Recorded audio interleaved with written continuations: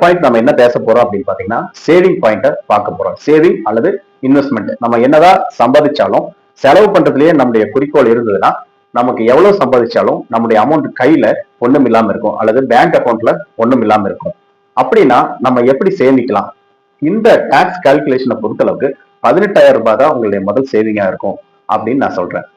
ரெண்டாவது, நம்ம எப்படி பணத்தை சேமிக்கலாம் அப்படின்னு பாத்தீங்கன்னா மினிமமா, அதாவது மாசம் மாசம் அல்லது வருஷத்தை விட நம்ம கணக்கு போடும்போது டோட்டலா ஒரு 10% இருந்து 20% சேமிக்கிறது ரொம்ப ரொம்ப நல்லது, அல்லது இன்வெஸ்ட் பண்றது நல்லது. ஏன்னு கேட்டீங்கன்னா செலவை விட சேமிப்பு ரொம்ப ரொம்ப இம்பார்ட்டன்ஸ். ஏன்னா அது நம்ம ஃபியூச்சர் பர்பஸ்க்கு யூஸ் ஆகும்.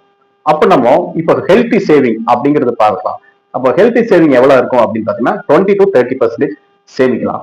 இப்ப நம்ம வர்ற வருமானம் 8 லட்சம் ரூபாய் இருக்குது அப்படின்னா அந்த 8 லட்சம் ரூபாய்க்கு ஒரு 20% கணக்கு போட்டீங்கன்னா 1,60,000 ரூபாய் நம்ம கையில இருக்குதுன்னு அர்த்தம்.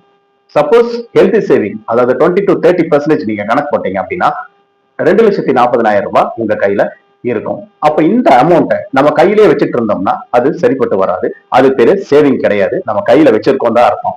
அப்படின்னா நம்ம எதுல இன்வெஸ்ட் பண்ண முடியும் அப்படின்னு பாத்தீங்கன்னா ஒரு 4 ஆப்ஷனை நான் உங்களுக்கு சொல்றேன். அதுல நீங்க அமௌண்ட்டை சேவ் பண்ணலாம் அல்லது இன்வெஸ்ட் பண்ணலாம். பிக்ஸ்ட் டெபாசிட்ல இன்வெஸ்ட் பண்ணலாம். எஃப்டி அதாவது பிக்ஸ்ட் ரெக்கரிங் டெபாசிட்ல இன்வெஸ்ட் பண்ணலாம். பிக்ஸ்ட் டெபாசிட்ல இன்வெஸ்ட் பண்ணலாம். கோல்டுல இன்வெஸ்ட் பண்ணலாம். எஸ்ஐபில இன்வெஸ்ட் பண்ணலாம், மியூச்சுவல் ஃபண்ட்.